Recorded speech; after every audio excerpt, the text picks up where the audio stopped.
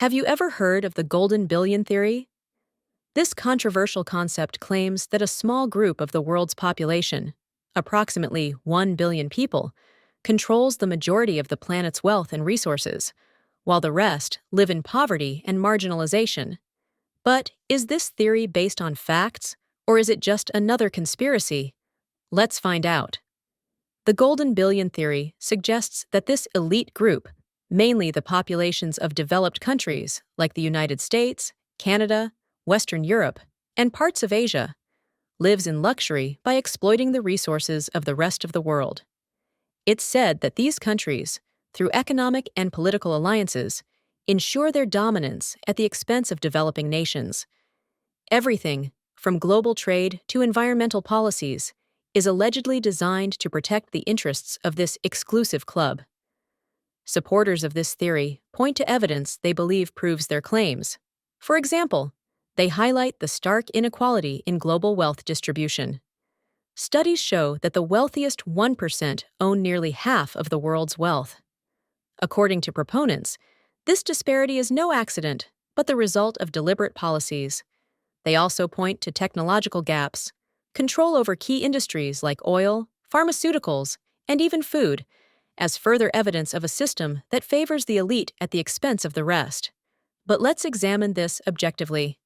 Is there solid evidence of a global plan to marginalize or exploit the majority?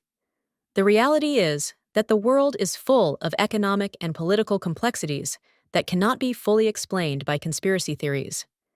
History shows us that inequality stems from multiple factors, including colonial legacies, differences in technological development, infrastructure gaps, and even internal policy failures in developing nations. That said, there are elements of truth in the theory. It's undeniable that wealthy nations hold significant advantages in global negotiations. Institutions like the International Monetary Fund and the World Trade Organization are often accused of imposing harsh economic conditions on developing countries, exacerbating their struggles instead of alleviating them. But this doesn't necessarily mean there's a malicious plot. It may simply reflect that the current global system is flawed and in need of reform. Another aspect of the theory involves the idea of population control. Some proponents claim that powerful nations use methods like pandemics or restricted access to medicine to reduce populations in poorer countries and maintain control. However, such claims lack clear evidence, and diseases and pandemics affect all nations, including the wealthiest ones. On the other hand, we must acknowledge the efforts being made to bridge the gap between nations. For instance, international initiatives like United Nations development programs and humanitarian aid provided by NGOs aim to support developing countries. There's also a growing global push for climate justice, where richer nations are being held accountable for their historical contributions to climate change and are encouraged to help poorer nations adapt. So, what can we conclude? The Golden Billion Theory expresses legitimate frustration over global inequality, a frustration that must be taken seriously. However, it also oversimplifies and exaggerates the issues.